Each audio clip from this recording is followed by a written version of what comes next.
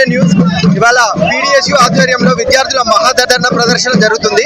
ఈ ప్రదర్శన ఎందుకోసం చేస్తున్నారు, రాష్ట్ర మహాసభలలో ఏ ప్రత్యేక అంశాల మీద చర్చించనున్నారో ఇక్కడ విద్యార్థి సంఘ నాయకులు ఉన్నారు, వాళ్ళని అడిగి తెలుసుకుందాం. ఈరోజు తెలంగాణ రాష్ట్ర 23వ మహాసభలను ఉమ్మడి వరంగల్ జిల్లాలో జనవరి 5, 6, 7 తేదీలలో జరుగుతున్నాయి. ఈ పీడిఎస్యు గత 50 సంవత్సరాల నుంచి శాస్త్రీయ విద్యా విధానం కోసం, సమాజం కోసం నిత్యం పోరాటం చేస్తూ ఎన్నో ఉద్యమాలు నిర్మించింది. ఈ ఉద్యమంలో జాజిరెడ్డి, జంపాల, చంద్రశేఖర్ ప్రసాద్, కోలశంకర్ అన్న, శ్రేయాలతక్క ఇలాంటి వారు ఎంతో 15 సంఖ్యలో మంది ఈరోజు విద్యార్థి అమరవీరులు పీడిఎస్ లో ప్రాణాలు చరిత్ర పీడిఎస్ ఉన్నది. కాబట్టి ఈరోజు ఈ పీడిఎస్ రాష్ట్రంలో విద్యారంగ పరిస్థితులని ఇలా దుర్మార్గంగా ఉన్నాయి. ఇది సంక్షేమ ఆశ్రమం నుంచి మొదలు పెడితే ఉన్నత విద్య వరకు మొత్తం విద్యారంగం అంతా పూర్తి సంక్షేమంలో ఉంది.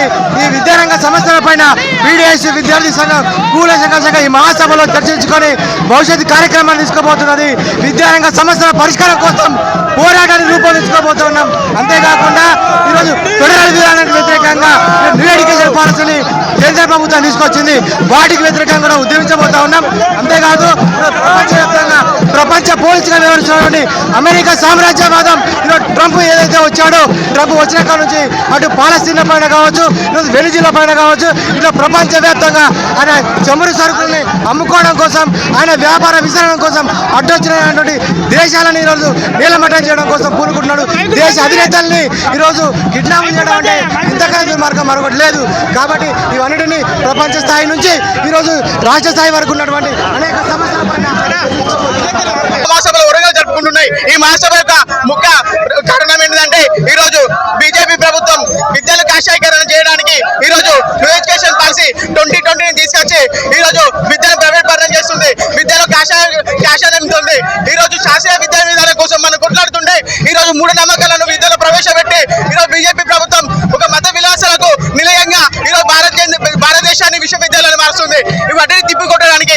అంతేకాకుండా ఈరోజు మనం చూసినట్టయితే స్కాలర్షిప్ ఫీజు రింబర్స్మెంట్ రాకుండా రాష్ట్రంలోని కాంగ్రెస్ ప్రభుత్వం పేద విద్యార్థులకు విద్యను దూరం చేసే కుట్రతో ఈరోజు స్కాలర్షిప్ ఫీజు రింబర్స్మెంట్ కూడా చేసే కుట్రలు పండుతుంది. కాబట్టి వీళ్ళన్నిటిని తిప్పికొట్టడానికి, నూతన కార్యాచరణని రూపొందించుకోవడానికి ఈరోజు మేము పీడిఎస్ 23వ మహాసభలు వరంగల్లో పెట్టుకొని విప్లవాలకి లేనటువంటి ఈ వరంగల్లో మళ్ళీ చరిత్ర సృష్టించాలని చెప్పేసి